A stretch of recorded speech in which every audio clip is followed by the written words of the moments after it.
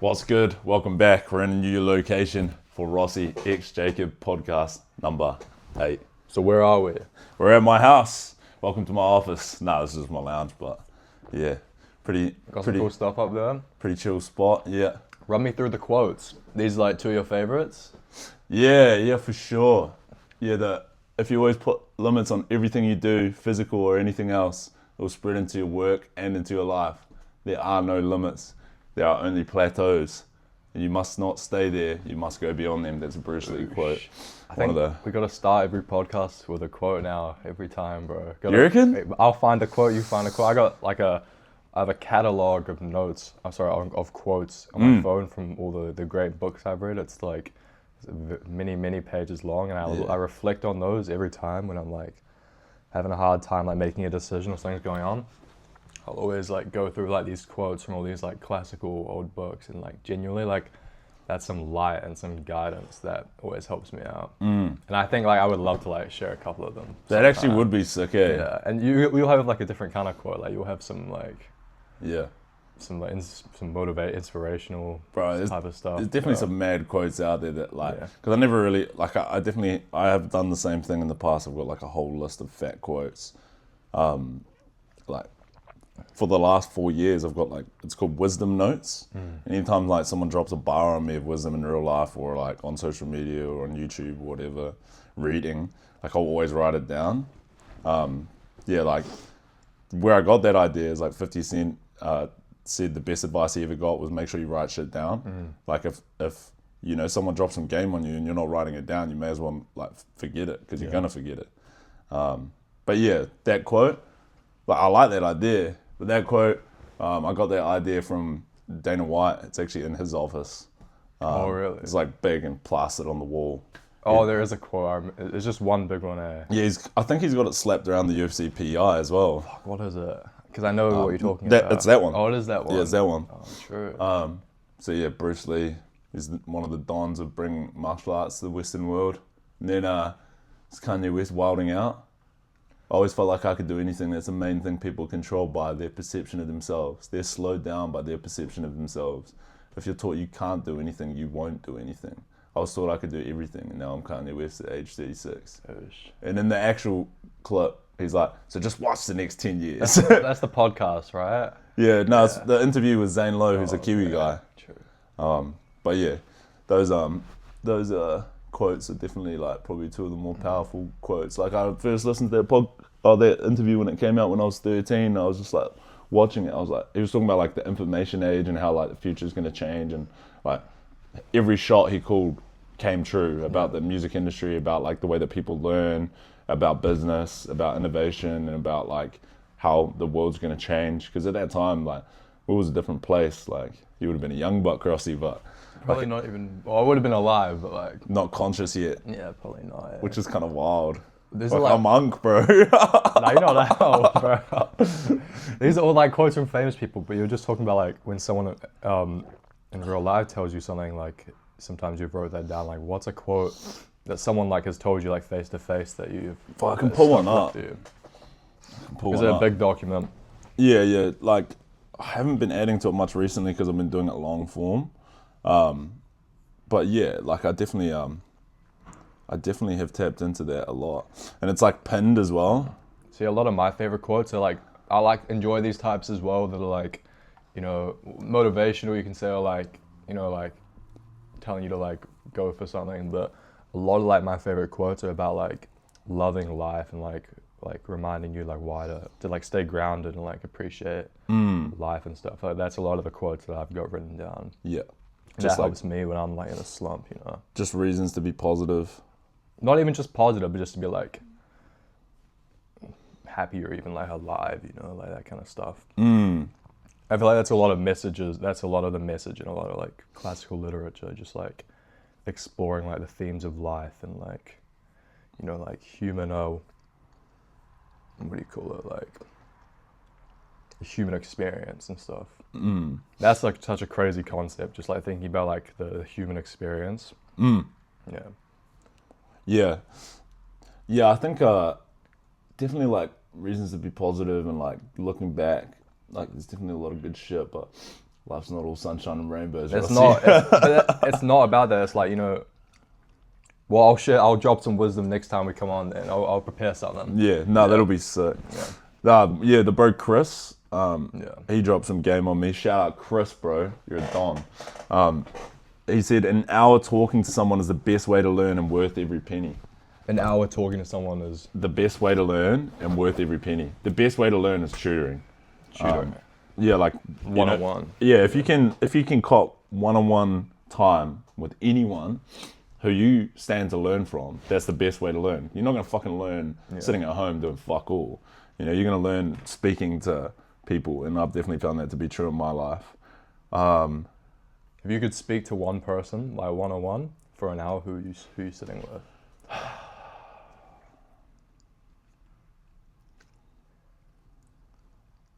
I reckon Customato, he's dead though, or Bob Marley, or Eugene Dearman. Yeah, that'd be cool.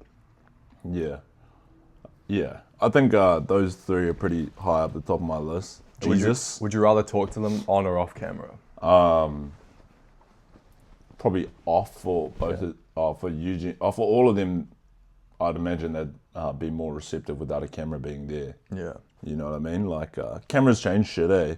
Not everyone can be themselves authentically on camera. Yeah. And I think, especially like the older Gs, there's definitely like lots of different stuff in there and all that. Yeah, a lot of that stuff is like more observations. But yeah, wisdom's important, quotes are important. The rest of the shit's just like reminders to myself. But yeah, quotes are fucking super important. Inspiration. Yeah. You know the root word of inspiration, bro? To breathe life into. What do you mean the root word? So the ancient Greek word means to breathe into. So when you are inspired, life is being pushed into you. Like you're breathing in life. I guess that's a moment where you feel very feel very alive. Like when you feel inspired as well. Like it's a good feeling. Yeah, it feels like a shot of life. Like you get injected with some life. You've been getting inspired lately by anything? Ooh, heaps, bro. Every day. Yeah, I think it's interesting. I was just talking with my little brother about this last night, but talking about one-on-one time, I was real privileged to spend quite a bit of time with one of my bro's bosses. She's like a CEO of a tech company. This is the woman you talked about a couple times? Yeah, awesome. Amber. And having one-on-one time with her, like a lot of what we spoke about was the mental and emotional math of being a leader. And that's a big part of her job, obviously, running a team and growing her company. But when I was speaking with her about that, she was kind of saying, like, I guess to sum it up, you have to be in places where your heart is inspired and enriched. Otherwise, you're not gonna feel great. And you have to take care of yourself in all aspects, which we'll kind of talk about with your sleep a little bit. Keen to talk about. But if your mental and emotional state isn't in such a place so that you can have your heart alive and enriched and feeling powerful, like inside you, through inspiration, through time with family, through whatever fills your cup. It's so cliche. People talk about what fills your cup, but if your cup's not full, bro, nobody does their best work with a quarter full cup. You have to go through extended periods of time where your cup's hella full.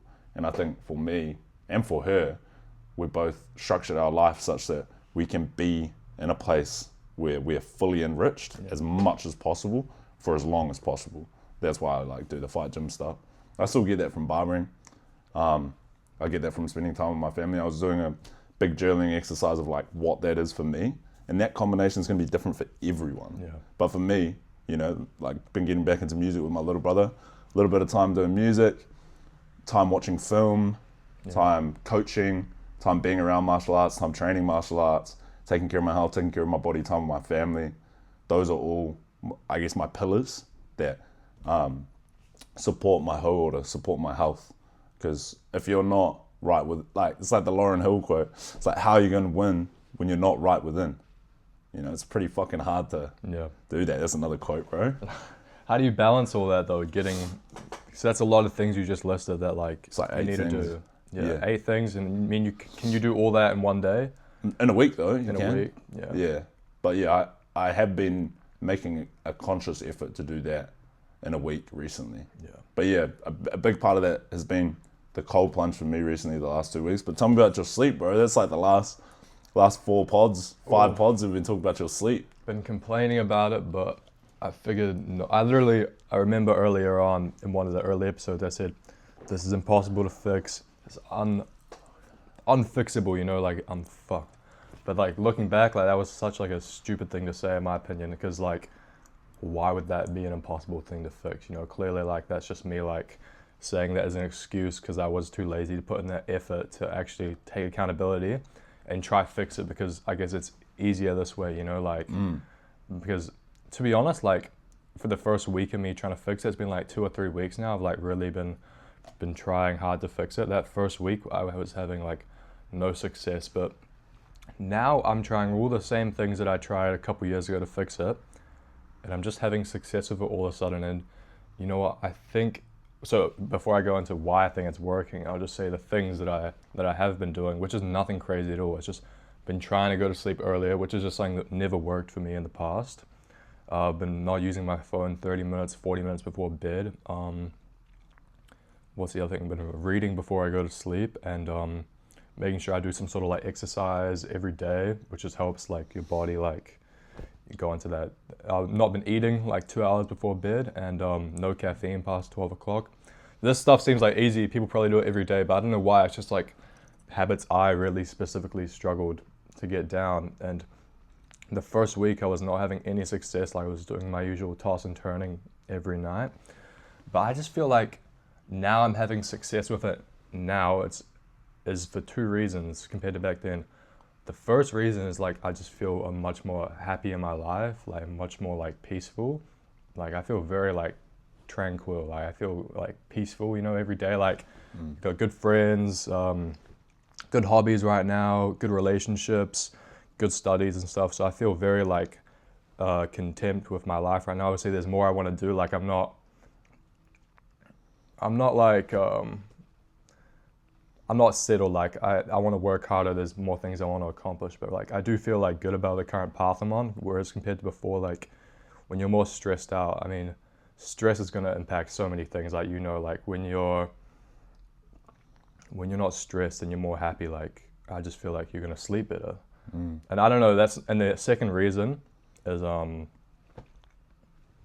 the book that I've been reading that I borrowed from you, Why We Sleep by Matthew Walker.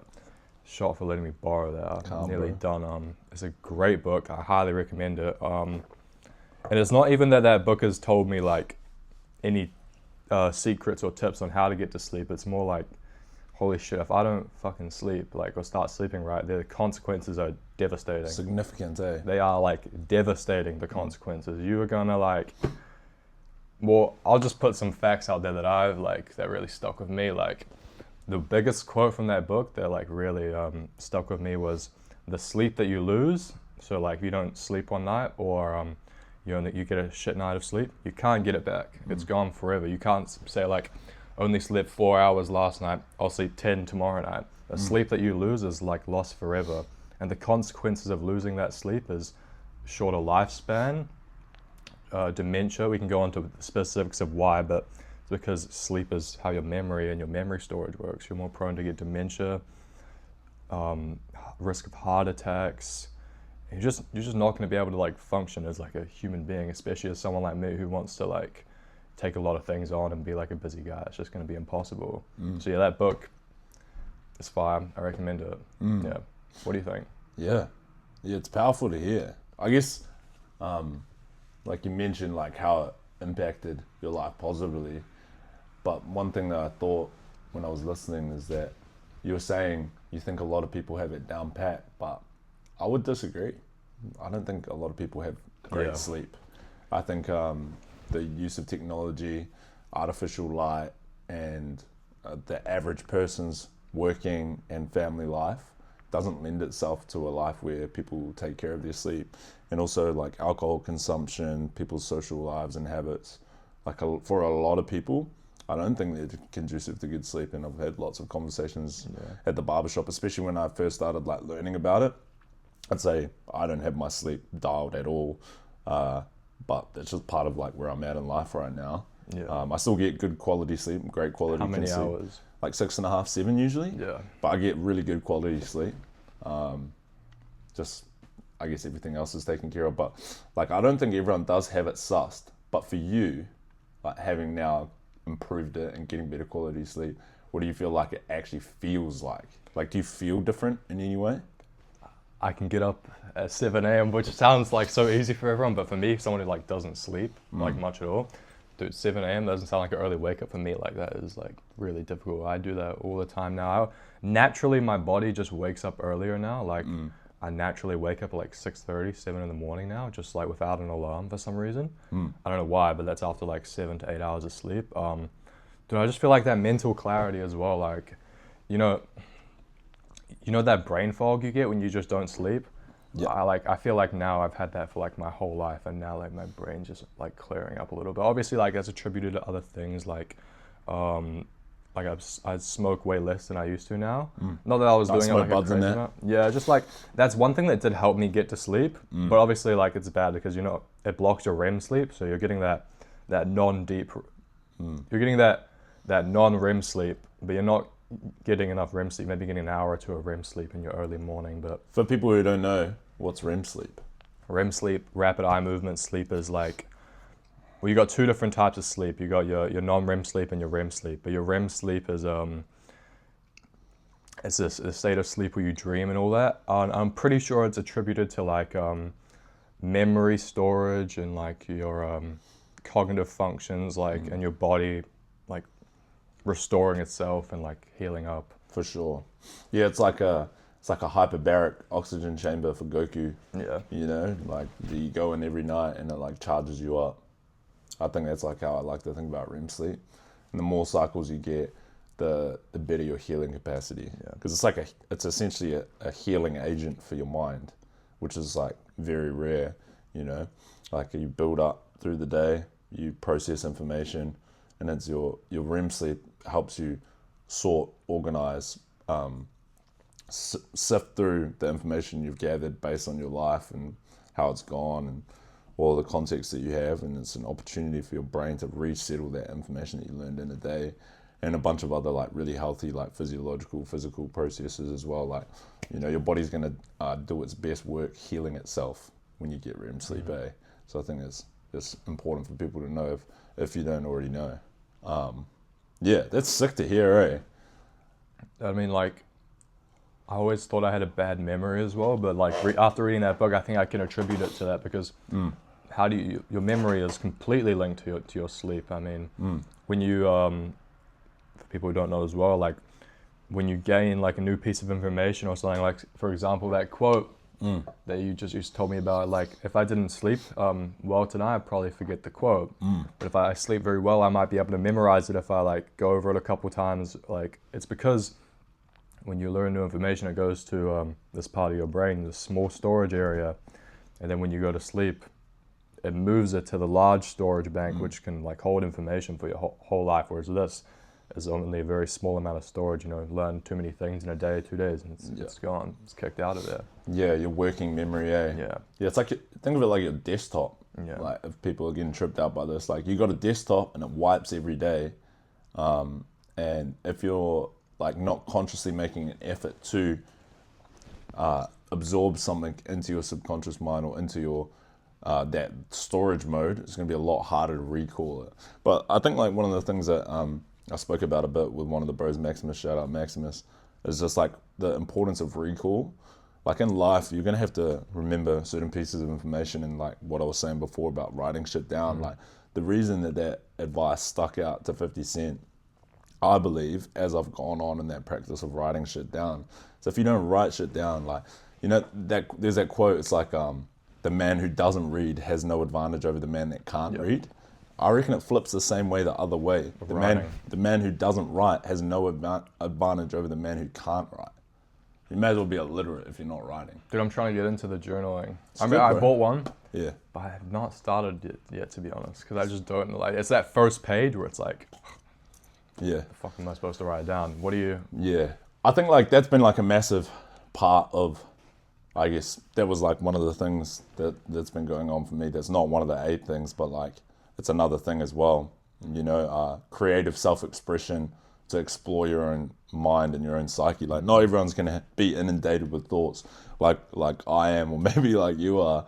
But if you are one of those people who struggles to sort through your mind and sort through all of the thoughts that you're inundated with, then it's a amazing opportunity to gain clarity. Because as soon as you, it's a spiritual practice, writing, I believe, because you're putting all of your energy into a pen on a page, or if you're like doing it on a laptop, it's the same thing, but a pen on a page, you're putting your entire nervous system's attention on expressing how you feel through a word.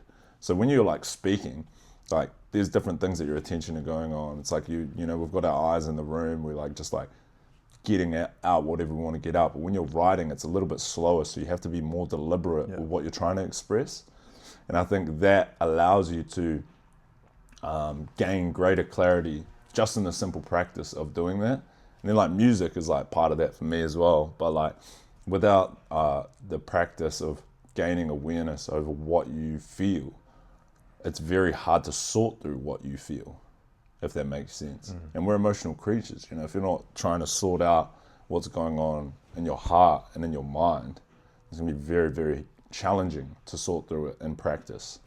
Do you feel like this is like something I was thinking about in terms of writing? Like, when I was thinking about what I was gonna write, like I have this like, not like a mental pressure, but like this idea in my head that if I write something, because as a person who reads a lot, and I do write a lot, but it's more like university stuff, but I read a lot, and I always like have the feeling when I write something that I need to make this like, not sound like pretty, but almost like I need to write it like quality writing, like this. If I write something, I like to write something like quality and almost like reflective of like the works I like to read. Like I like to draw from those types of styles of like my favorite authors and stuff. Not like the same exact style like copying, but I just feel the need to write like quality, like really good writing, and I feel like that's what's preventing me from like journaling. Do you feel like a pressure to write like quality writing, even though like, you know what I mean by quality? Like, yeah, totally. I know what you mean. Or is it better just to or how do you do it? Or do you just write? Like, you don't feel any pressure to like write a certain type of way or anything? Or not particularly. I definitely understand the sentiment of like being adverse to even just putting pen to paper, because it is confronting. It's like it's like when you're brought to that reality that you're going to express how you feel pen to paper, and it's like, well, what do I even fucking feel? Like for me, that was like what my barriers to beginning to journal was. And I think I definitely do get the sentiment, not necessarily in the same way, but like feeling like you have to express yourself a certain way. Yeah. I guess that's like what you're experiencing. And when you feel like you have to express yourself a certain way, then it switches from being expression to competition, which is a very, like, you talk about like cortisol before and how like stress isn't the best for sleep. Stress isn't the best for self-expression. Like you're not gonna hear fucking Beethoven like going to bust out a symphony, fucking writing that shit, fucking playing whatever he's playing or whatever. Those guys aren't going to be creating that when they're feeling like they're going to be attacked by a tiger or like attacked by the mob because their writing's not good enough. You know what I mean? Like, you could write about how like that mental barrier is almost like, if that's what you're feeling in the moment, could it be like a good idea to write about like that barrier? Because that's, if you're writing like expressing your feelings, that might be a good way to counteract that. Absolutely, bro. It's like a prime example. It's like, I've struggled to put pen to paper because of this. Do you do it every day? Yeah, I have been, recently. Like, it's interesting, like, this is my journal here. Yeah. And I got this at the end of last year when I started getting mental by Amber, like, right in December. And, like, this is what I've written. From when? From the end of December. So it's, like, not every day, but it's, like, I'll go through periods of, like, not writing, but I'm trying to keep it as a daily practice now. But I will write every day from now on, because it just offers clarity that's necessary for what we're trying to do, just like you see my life, bro, there's so many different moving pieces. So without that clarity and without that intent to understand yourself and move yourself in such a way that's going to help you, you're going to be wading through a lot of emotional waters that got some sharks in it, bro. Yeah. You know, life has sharks, and if you're not going to fucking mobilize like an orca and communicate, you know. Always gotta fight the orcas, bro. Bro, for real, bro. Because like orcas don't struggle with communication or clarity of self. Yeah. They got one mission: take care of their pack, take care of their pod. Yeah. You know, it's like, you know, if as humans we're struck with like, you know, the barriers of our ape influences. Oh, we got to write a certain way, or oh, we got to move a certain way. Orcas don't worry about that shit, bro. That's why they're fucking running the fucking shit, you know? For real. They just move, they kill when they need to, they take care of their young, they move. That's how I'm trying to show up. You need some orca posters. That would actually be tough, eh? Big fat orca poster up there. Yeah. Dude, my girlfriend actually journals sometimes. Yeah? And she got real mad at me one time when I read it, bro. Oh, fair enough, to be honest. But like, I didn't realize, like, it was like last year, I didn't realize that she was deep. I was just having a look and then like, bro, she got so mad, bro. But I guess it's like very personal. Yeah. But yeah, I think especially because it's a vulnerable practice, you know, being transparent with yourself about how you feel. Like, someone read my journal, like, I probably would feel comfortable showing certain people what I have to say, but at the same time, it's like... Depends like what they're reading in there, right? To be honest, most of that I'll be comfortable, like, if my family read, for instance. But, yeah, no, maybe a couple of the boys, but they don't need to fucking know that shit. Exactly, yeah. And I think anyone that's like close enough to me already understands what I'm experiencing. I understand like how I work and operate mentally, so it's like not like they're gonna deep anything that's in there. But yeah, I think it's a super healthy practice, and I think like if you can't write about your fears, then you're controlled by them. Yeah. You know what I mean? I don't really like the idea of like a fear controlling me personally. Yeah. Maybe some people are all good with that, but me personally, I'm trying to move past my fears in life. So that's why I think it's a healthy practice, because we all have fear. It's part of life, but if you're not willing to go at it, it's going to be very challenging. And I think there's this real sick quote that I can't remember.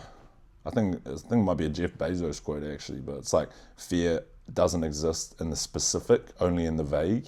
So like, if you have emotional feelings, the greater clarity you have on the mechanics of the situation, and like what you can do to put yourself in a position where you're not going to be experiencing that same fear, then the fear shrinks. It's like a fight, right? Yeah. You know, like if you get into a... you make your reads? If you get matched, 100%. If you get matched and you don't understand how a guy is deconstructing his opponents, and he's dangerous and he's vicious and he's fucking ripping people up. If you don't understand how he's doing it, then you're gonna fear that. Yeah. Because you don't know how to stop it. But as soon as you understand how to do it, then you're gonna be in a position to move in such a way that you're gonna actually be able to face the problem and conquer the problem. Like a great quote of this is like Sun Tzu's Art of War. If you know yourself and you know your enemy, then you don't need to fear the result of 1,000 battles. So fear is like the lack of knowledge. Yeah. I think so. Yeah. And I think like, it's funny, I was talking to this physicist dude who's working on a fusion reactor out in Nodonga Gorge. Fusion reactor? Yeah, bro, trying to harness the energy of atoms colliding, bro. Yeah. Fuck, bro, and it was Buzzy yarning to me. You just tell the dude's so fucking intelligent. People can do that, right? Like that's not like a new thing. No, well, people are trying to do that. Oh, okay. It's not been done yet at scale, but if it's like cleaner than nuclear energy, or than like a fission reaction, the threat of like a catastrophe is like way lower if you nail it. Yeah. But it's a lot harder to do. That's why it hasn't been done yet. So it's essentially like a theoretical physicist trying to fucking nail that shit. But I was talking to bro about it. It was so You got funny. some interesting friends, bro. Well, I wasn't really friends with him, but I was just like open up for the conversation. I was trying to get book recommendations off him because I've learned a lot about how to approach fighting from physics. But bro, you cracked me up because you can say all that about like problems in the real world, like physical problems. Yeah. I was like saying like, oh, I've learned so much about like life and fighting from physics, like, or, like first principles thinking is like a big part of like the way that we approach things. And he's like, yeah, it works for pretty much everything except relationships. Like meaning like you can solve every problem in the physical realm, but if you're not right, like spiritually, emotionally, mentally, then relationships are going to be really hard, and you can't solve that with physics, bro. Which I just thought was so funny because it's like if you're on the wavelength of like understanding problems through the context of physics, you can solve a lot of problems, but you can't solve love, bro. Love is not a problem. Love is love. It's its own thing, and it just cracked me up, bro. Because like I've been on that journey. Fuck, it cracked me up, bro. That's a fucking clever guy, bro. No one knows how to navigate that shit though. It's an age-old thing, bro. You just got to keep loving, That's all you can do. But well, speaking of fears, right? Like, if you were comfortable enough to share, like, what's like a fear that you've had to like battle in like your life, whether it's like recent, now, or like in the past, like, like if you could share that. There's fear everywhere. Yeah. I don't know. I think I've conquered a lot of my greatest fears, to be honest. I guess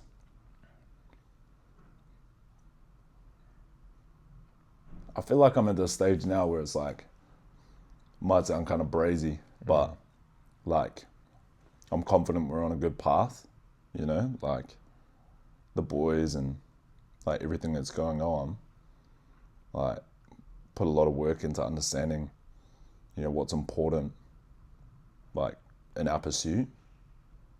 But I think some of the things that have happened this year have just helped me realize that I don't want to get to the end of the road and not have lived the full life. Yeah. Like even just getting back into music, for instance. I guess a fear of mine is that I'm on my deathbed and I didn't explore what I'm capable of fully, Yeah. Not in the sense that like, what we're doing right now is not enough, but just in the sense that like, I want to live a full life. And I think at times, like I've been afraid of that, especially like in recent times. But I think that eternal question is, for me, is like, what is a full life and what do I really want to become? And I think, everyone's journey is going to be different with that. But yeah, I've been fearful that I might not get to the answer. Yeah. But I think... But there is no answer. That's what I think. Yeah. In my opinion. But I think that's what I've come to. I think it's like a constant unfolding, It's a constant unfolding. And as you get older, like, life hits you with all kinds of different challenges, adversity, and you just got to keep going. But like each of those lessons and that kind of like, every time you hit another wall, as you jump over it, you learn more about like what it's all for. And I think that's kind of informed my perspective so far with all that kind of stuff. But at the same time, like, I think the people that like history rewards, not just in terms of achievement, but like, personally, like internally, I think that they're the people that are trying to ask that question and that ultimately are trying to do good, so I guess my fear is that I'm not doing as much good as I could be. Yeah. But like good for yourself or like the people everyone, around bro. Everyone, Yeah, everyone. Because it's like, bro, if you're not trying to positively impact people, what the fuck are you doing, bro? Selfish. That's just my perspective. Well, I don't know if I'd say it's selfish, but I feel like negatively, like going around there negatively impacting people is definitely... Oh, yeah. But I mean, there's levels to all of it. But yeah, I guess that's a fear of mine, Is that like I'm never going to get to that answer of like, what's it all about? What it's all about. But I think just trying to cut through to that truth. And I think I'm not willing to give up on that quest, Yeah, I spent a long time thinking about that, and that's like what I said earlier. That's actually the reason I got into like reading classical literature, because a lot of my favorite authors, like particularly like Tolstoy and Dostoevsky, like that's what they try and like talk about and answer in every book. But yeah, I feel like a lot of the time the narrative conclusion of that is that like this question is unanswerable. So what we can do is that we can, since we don't have the means to answer this question potentially because like there is an answer or there isn't an answer, but maybe there is an answer, but it's beyond our comprehension because like it's God-given, like we can't understand it, right? Or maybe just it's beyond like our understanding, no matter what the answer is, right? So what we can do is that we can just enjoy life for like the sun like above us right now, like coming into the room, and like you can enjoy this conversation, and that's like the answer to it. Or like he was talking about, there's a quote, maybe I'll go pull it up in a minute, but it's just like, what can you do but like love life and love people, right? And like spread love, because like we can't understand the answer. So that's kind of like the conclusion. I swear, like every book I read, like even if it doesn't exactly end like that, something relates to that being like the conclusion. So that question is almost like, it's not really a question, it's more like a journey. It's more like a path, right? Yeah. And that question ends up leading people to like realize what they value in life through like seeking the answer to that question, you know? Totally. I know exactly what you mean. I'm pulling up the lyrics of this one Kendrick song called Feel. You ever heard that song? Yeah. I like that song. Yeah, it's a good song, eh? I've definitely like related a lot to it over the years, especially as time's gone on. I might see if I can find one as well. He goes, "Fuck your feelings, I mean this for imposters. I can feel it, the phoenix sure to watch us. I can feel it, the dream is more the process. I can build a regime that forms a Loch Ness. I can feel it, the scream that haunts our logic. I feel like saying something, I feel like taking something, I feel like skating off, I feel like waiting for him. Maybe it's too late for him. I feel like the whole world want me to pray for him, but who the fuck's praying for me?" Yeah. That's bar. What does that mean to you? But the whole, I can feel it, the dream is more the process. You know, like, you know, he's gonna build something, and from the ashes it rises from it, you know? Like something big's gonna come from it. He's building a monster, like something big. And, you know, but the dream is more the process. Yeah. You know, like you don't really get to experience the phoenix that rises from the ashes in life. You know, like let's just say like you do create like a generational shift, or let's just say you do have like an outsized positive impact. That impact is going to outlive you, so you're never going to see it in the first place. So you may as well enjoy it while you're there. Yeah. Nice. That's what I think about. It's probably a good place to wrap up, eh? I think that was our best podcast ever. Really? I'll drop it off on another quote from the brothers Karamazov that's like the same sort of thing, right? About like the process. Remember I was telling you the story about the two brothers talking? So this is what happens right before they have this conversation. It's like, life wants to be lived, and I live it, even though it goes against logic. Very well, so I don't believe in the order of things, but the sticky leaf buds that open in spring are dear to me. As is the blue sky, as are certain people whom, would you believe it, sometimes one loves, but one knows not why. But I don't know. And then like, life is paradise, and we are all in paradise, but we don't want to realize it. And if we did care to realize it, paradise would be established in all the world tomorrow. So if we realize right now that we're in paradise, and everyone else around us realize we're in paradise just by being alive, we would actually be paradise, like heaven on earth. It's just like we as humans are holding ourselves back from truly being happy in this life because of like greed and all those like evils around the world and stuff. That's what I feel like. Anyway, that's all I got to say. It's definitely out there, bro. There's a whole lot of evil out there. But yeah, that was one of our best podcasts. You know what? It's the change of scenery. Bro, it's something about the sun. Yeah, the sun. Bro, I just think the gym's good. The gym's been good to us. But we're out here. The office is the new location, aka my living room. Thanks to everyone who watched this one. Thank you. I really rated this podcast. I really love doing this podcast with you, Rossi. Sure. Young buck. It's good to be around some people trying to do good in the world. And if you're trying to do good in the world, fucking good on you, bro. Ciao.